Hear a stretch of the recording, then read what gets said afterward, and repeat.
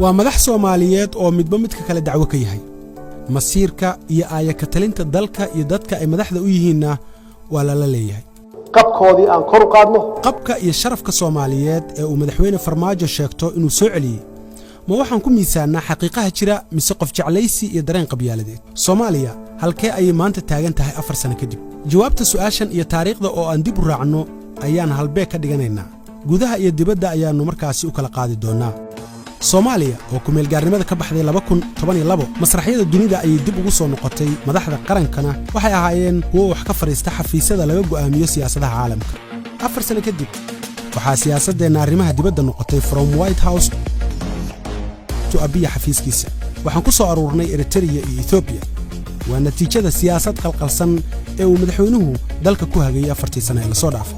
لبكون لحيو طبعا مقدشو وحمرتوها مدحد أفريكا وأفرتن سنة كدب وقيب جلي شركة إيجاد شركة جوابته وكدعي ما هين حرادة حلني وحا هيد جودها مقدشو على مدى أفريكا أو كدح موقضة كان مدب كسن أيا ودوين كمقدشو كببني وهورو كينياتا oo aeroboortka uu ku soo dhaweeyay wasiirkii gaadiidka xilligaasi ayaa ka mid ahaa madaxda timid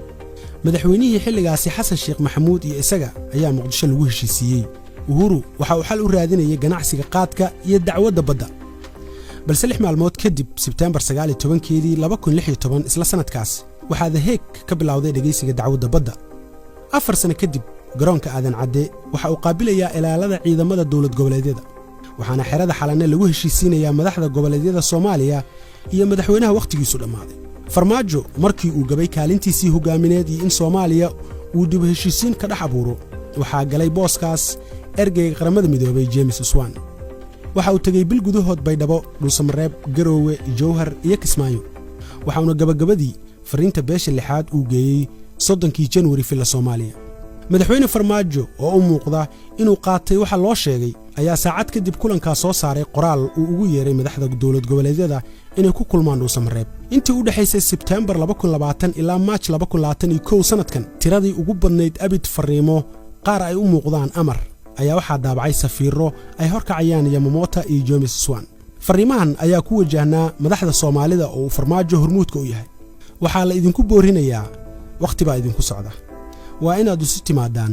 Soomaalidan u turtaan waa qaar kamid ah erayada safiirada shisheeyaha Twitterka iyo Facebooka ku taabaceen iyagoo la hadlaya farmaajo iyo madax goboleedyada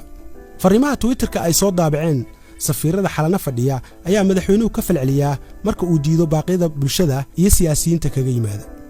siyaasadda madaxweyne farmaajo ee ku salaysneed nabadoonnimada waxa laga dareemay Ethiopia iyo Eritrea